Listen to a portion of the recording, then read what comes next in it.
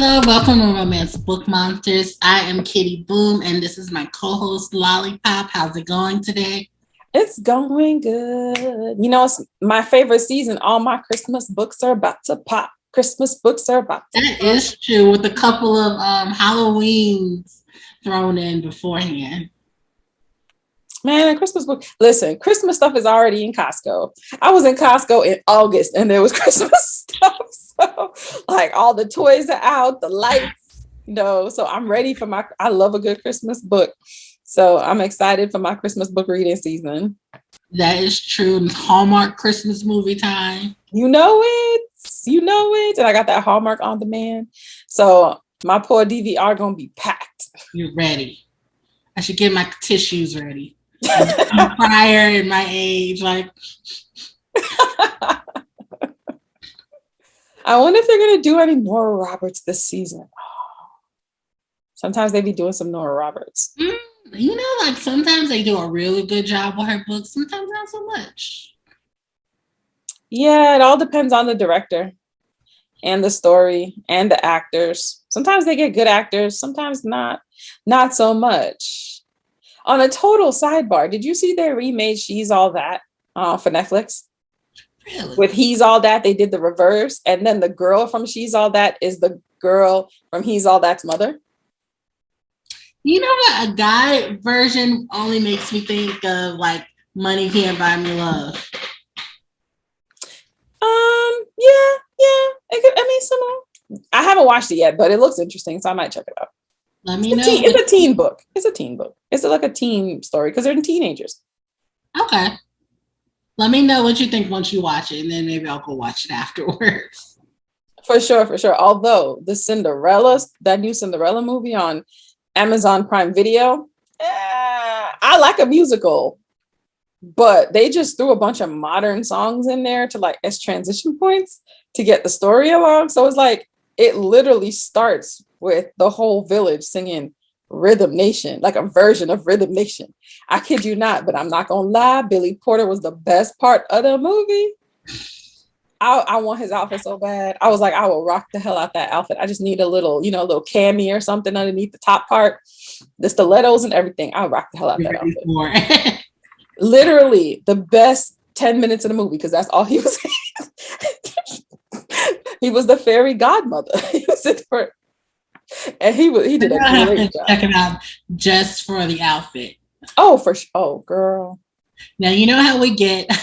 Today's topic is, you know how you have that romance novel sometimes you'll get in the scene that will just make you burst out laughing. Well, today we are highlighting some of our books that have like some of the funniest scenes. Even though they are not comedy romance novels, you definitely get a good laugh out of it.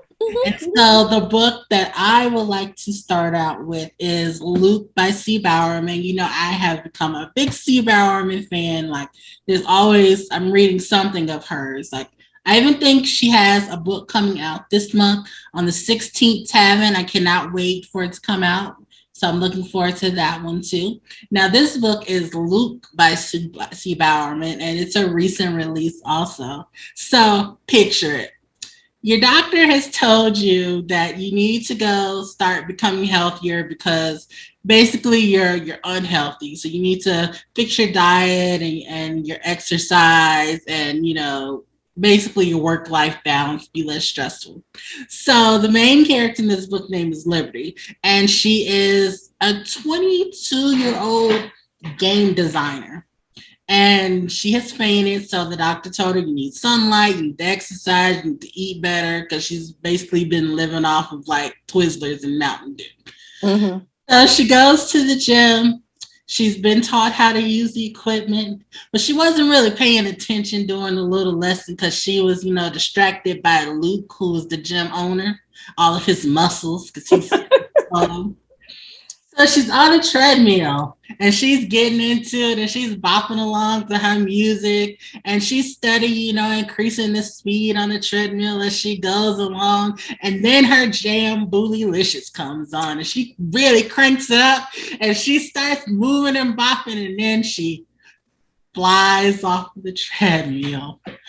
And in her mind, she's like, oh my gosh, I gotta save my face. So let me turn a little bit so my behind will get the bulk of it. So she twists around a little bit. She falls on her backside on the toilet and she flies off and lands face first in Luke's groin.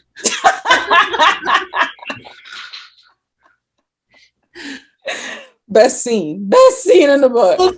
Luke falls on the floor moaning. He bounces on the gym mat and he's holding himself between his legs as he whines and dry heaves.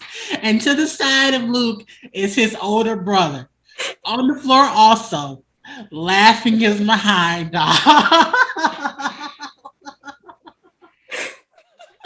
He can't catch his breath to ask if he's okay because he's too busy laughing. Oh my god. Okay, let me write that down. I read Cee Bowerman too, but I ain't read that one. Oh, come to find, so Luke has to be, his testicles, they're swollen. He has to lay in bed at home like with peas and like this whole family. They're trying not to laugh at him as they try to help him. And poor Liberty, she actually broke her nose from the event. This is how much of the impact was going on. The girl's broken her nose. So, she's too embarrassed to go back to the gym. And the doctor has fixed her nose. So she's at home looking like a raccoon. She has 2 black eyes and a very bruised nose and face in general from the accident. She decides that she's going to order gym equipment at home to work out. So she gets these like exercise ropes. And she gets entangled in these exercise ropes that are attached to her door. And one leg is attached in and one is out. So she's basically being held upside down from her door. She's screaming for her family to hear her because she lives in a community where there's only family that lives on the whole block. So she's been screaming for an hour when one of her little nieces comes past the house and hears her, and her brother-in-laws come and rescue her. But that treadmill incident has to be one of the most hilarious scenes I have read in quite a while. Oh, and the older brother took it because it's a business and things are being recorded on security cameras. The brother took a recording of it and showed all of their friends, and they watched it happening over and over again. Oh my god, I gotta read this. This is hilarious. So what's one of your most hilarious scenes? Okay. So my first book is called Bleaks Geek by Lesli Richardson, and it's the first book in a series. It has like 7 or 8 books and novellas if you combine them together, because there's a few novellas. I love this series. I love Heathcliff. Yes. Although he ends up going by Mac. It's a more masculine. That was Ken. Or Ken, sorry. Because it's Mackenzie. Yes, you're correct. Yes. It's Ken. So anyway, Dewey is an alpha female wolf, which is extremely rare. And she is the enforcer for her brother, and she lives in Florida. So they're in Florida. And they also take care of mixed blood shifters as well. So not just 100% shifters. If you could be of shifter descent, of shifter blood, even if you can't shift, but about the clan, they will take care of you and make sure you're all good and stuff like that. So she gets an assignment because this guy was trying to sell his daughter. This shifter or shifter descendant was trying to sell his daughter. So they had decided that he was going to die. So he was at the bar with his friends, and poor Dr. Heathcliff was there to eat some chicken wings or something. I forget what he was eating, some mozzarella sticks. No, he's vegetarian. It was some mushrooms, some deep fried mushrooms or something like that. And he was gonna eat some mushrooms and, you know, have a little, you know, snack or whatever. And so Dewey walks past him and she notices he's her mate. And literally she grabs him and just mates him in the bathroom. He don't even know what happened. He was like, why is this beautiful woman grabbing me? Why is she taking my pants off? He was so shell shocked. He was like, I don't know what's going on here, but I'm enjoying it. So then she sits down with him and starts to explain a little bit about what's going on. And then she kills dude. And he's like, what the hell? I'm going to jail. I'm going to jail. And then she uses the mind powers or whatever and made it seem like his friends shot him or his friend, you know, like, or he shot him. It was some weirdness. She had everybody thinking somebody else shot him. So to mess with the cops, and then she messed with the minds of everybody else, so they didn't even really see what was going on. Mm-hmm. I was like, this is hilarious. I was like, it was just so unexpected, especially since it was a female alpha.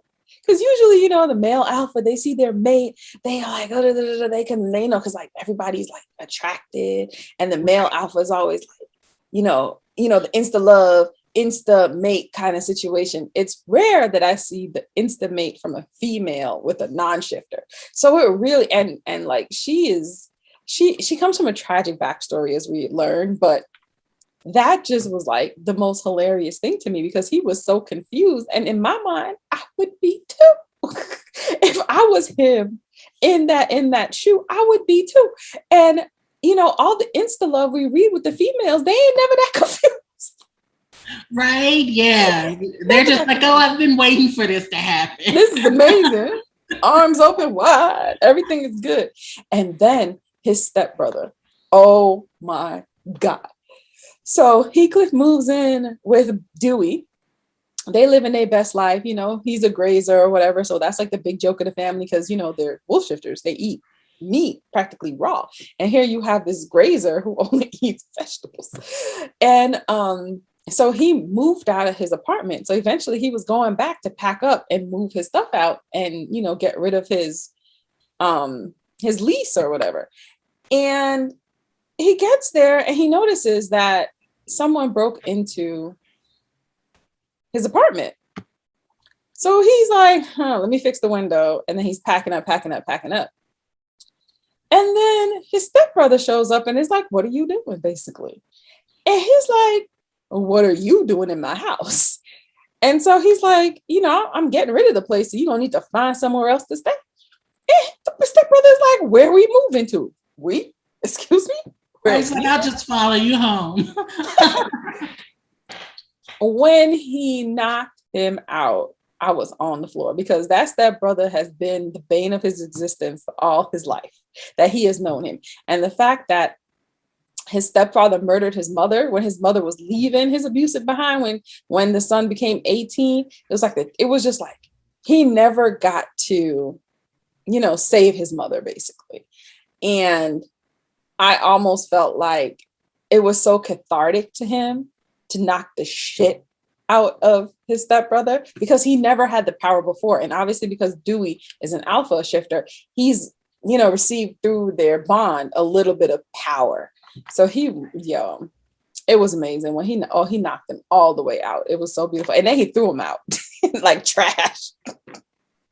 It was amazing. I loved it.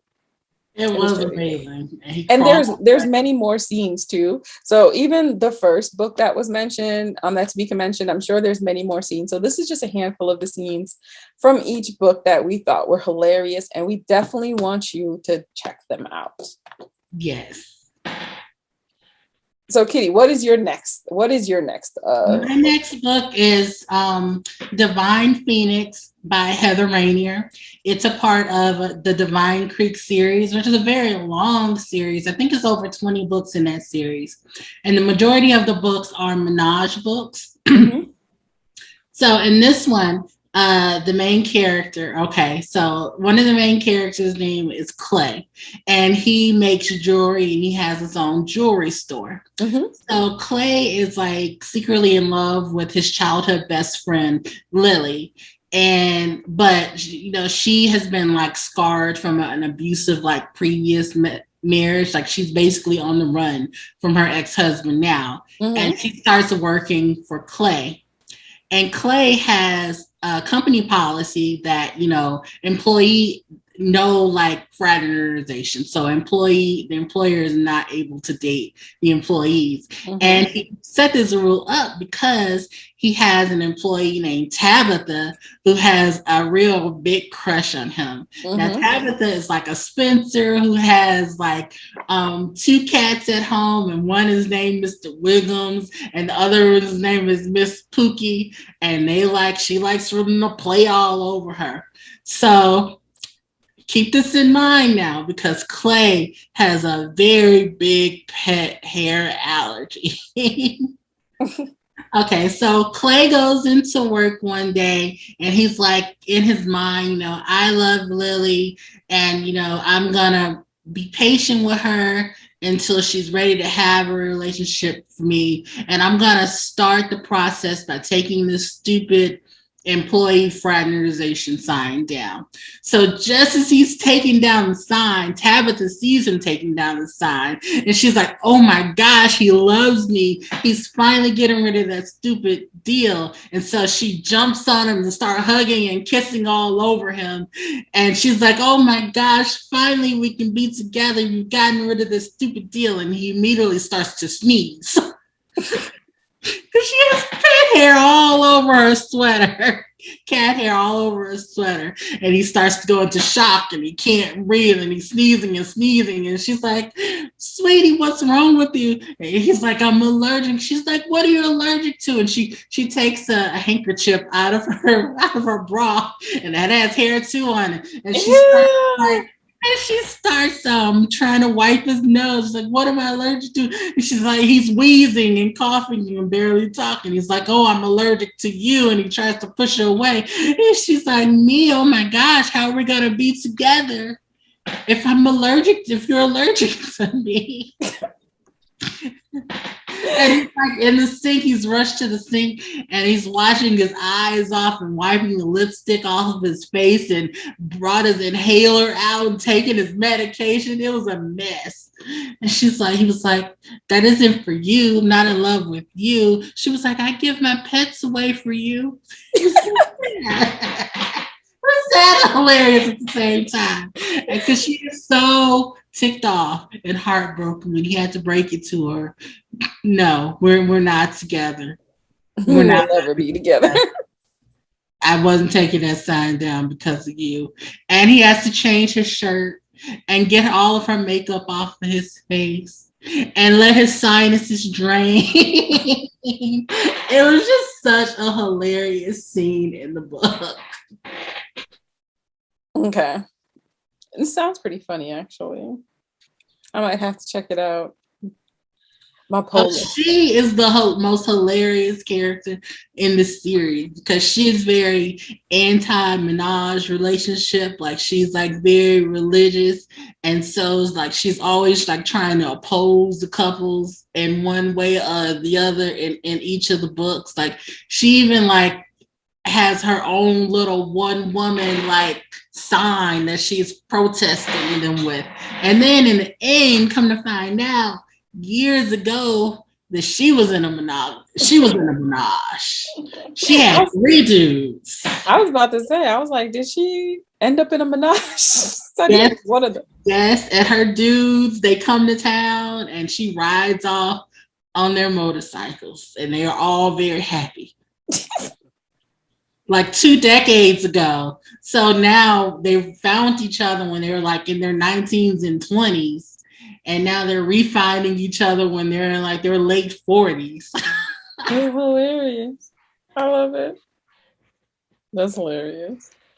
All right. So my book is Head Over Heels, A Cinderella Story by Lena Matthews. I love this damn book. So we have Sin Elder. and her father owns a shoe store. And she is basically in charge of the shoe store. And her father has this girlfriend. And the girlfriend has these twin daughters that's supposed to be helping. I mean, not twin daughters, two daughters that's supposed to be helping at the store. And they're always calling off and stuff like that. So she's always working these long hours and things like that. And she met Michelle, who is her gay BFF, who is her fairy drag queen. And Michelle, she met her when she came to the store looking for shoes for her hoofs, as they call them, her big feet. So Cinder was out at the club with Michelle, and Cinder is not much of a partier, and she was tired because it was after work. So she was sitting on, I think, the stairs near the VIP, and the bouncer got in her face, and Cinder, who was not in a good mood, was telling him all the way off. And Parker, who owns the club, I think he owns the club or he's part owner, I can't remember exactly, shows up, and that's how he met Cinder, or Sin. I keep calling her Cinder because I've read so many Cinderella story kind of, and they make all these, I've heard every play on the name Cinderella. So Sin, her gay BFF, is the best part. Like, the book is great. I love the book. It's a short book. It's not super long. But boy, when Michelle is the one who gives her the outfit to wear, Michelle is the one who does her hair and makeup. Michelle is always done to the T. And it's so funny because she's always like, Michelle is the ugliest woman you ever see. Because she is not a beautiful woman, but she's a handsome man. Wesley Snipes to Wong Fu. Exactly. So in this particular story, the interaction between when she tells off her stepsisters, which I don't even want to really ruin, was everything under the sun. And she tells off the stepsisters. She tells off her stepmama, and then she didn't tell off her daddy now. We're not going to go there. She did not do that. No disrespect. But she tells her daddy about what's been going on and stuff. And when the daddy kicks the girlfriend and the daughters to the curb, best part of the book, hands down. I'm like, first of all, y'all ain't even married. Like, how you gonna be taking these liberties and all you is a girlfriend? Right. I'm sitting here like, he ain't put a ring on it. So you a single lady because there's no ring on it. Like, come on now. Like, just bold as brass. Like, they was about to get all his money. Oh my gosh. And no. But Michelle was definitely a standout. I love Michelle. I need me a fairy drag mother as well. Somebody to give me good outfits and to sew stuff for me and to do my makeup and hair so I always look good and get me the right shoes. And everybody needs a fairy drag mother in their life. They do. Everybody. So what's your next book, Kitty? My last pick for today is Hear Me Out by Lila Rose. And I swear the chapter in this book should have been titled When the Biker Assaults the Waxer.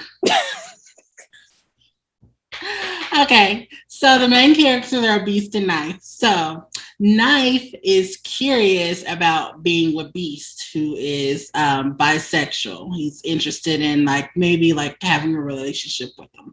So he Googles, what do gay men like?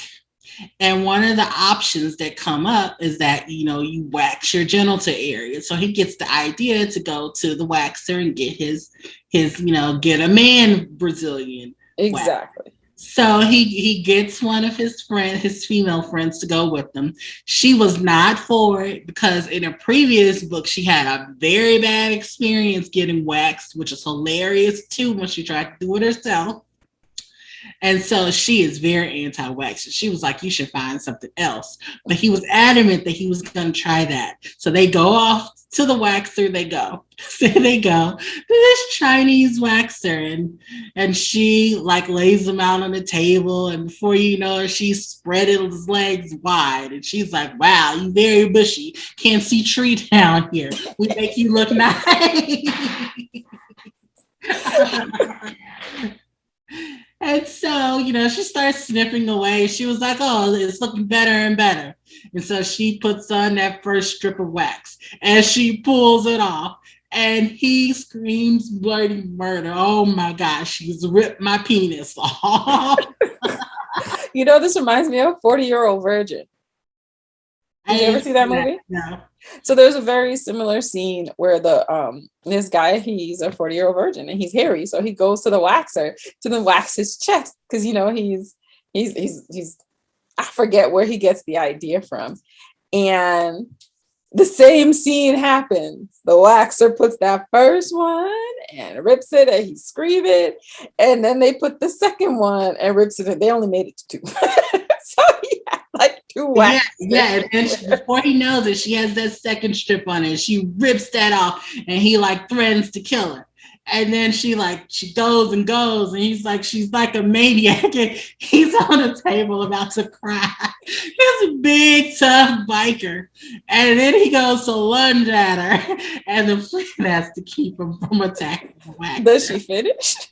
She finished, and she's like, all better. So he goes home limping, right? And his friends are there, and they're like, what's wrong with you? And he's like, nothing.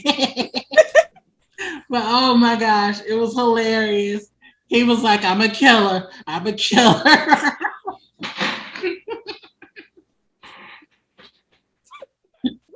He's like, look and check and see. She took my penis off. She took it. But hilarious it was. Okay. So my last book is a Shelly Laurenston book, and I love Shelly Laurenston. Her books are hilarious, even though they're not, I would not call them comedy books, but they're just hilarious. It's like her style of writing. Yeah. It's more of her style than anything else. So this particular book is called Hot and Badgered, and it's the first book in her Honey Badger series. So plug in her latest book in the Honey Badger series just came out in August, and I'm about to be about that life. I'm going to get the book. I'm not waiting for it anymore from the library. It is going to get purchased because it's taking too long. I'm not about to wait another month. Time is passing me by. But anyway, so the main character of this book is Charlie, and she's a half wolf, half honey badger shifter. And she has 2 sisters, one who is a full-blood honey badger and one who is a half honey badger, half tiger. Now, all 3 sisters are technically 3 different ethnicities because Charlie's mom is black. Her dad, the honey badger, is white. Then the middle sister, the who is full honey badger, the mom is Chinese, and obviously the dad is white. But the youngest sister, both parents are white. So there's also hilarity ensuing in not only the fact that they're honey badgers, but also the fact that they'll make, especially the youngest will say certain things where she's like, you're not putting all this white guilt on me and things like that, which is hilarious in a way. Or they'll fight and be like, you're not going to be prejudiced against my sisters because they're not white and stuff like that. So there's like the way that it plays out and the banter in the story in general is extremely funny. Like it will have you in tears, but there's a few different, there's more than a few instances in this book that are hilarious, but it literally opens with Charlie trying to rescue the youngest sister who likes to check herself into mental institutions when she's ready to take a break. their vacation for her. Where other people go to the beach or the mountains or the lake, she goes to mental institutions. Okay, whatever floats your boat. So Charlie was in the hotel.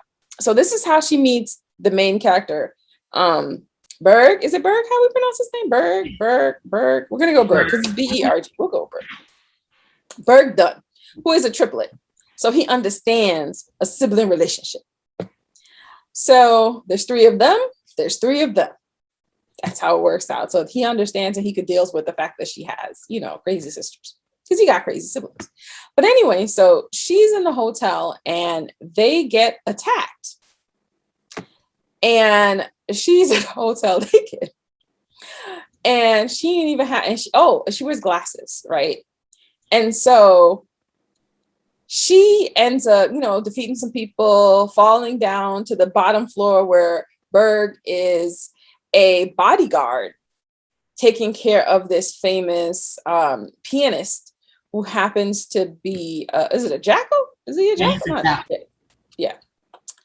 And so she falls down, can't see nothing but blurriness. So he's trying to figure out what's going on. She takes his gun, she kills people. And, he's like just in awe of the whole situation. So he gives her one of his shirts. The shirt is so big, it's a gown. Like, it's crazy. And she ends up going, her sister ends up picking up, they escape, et cetera, et cetera.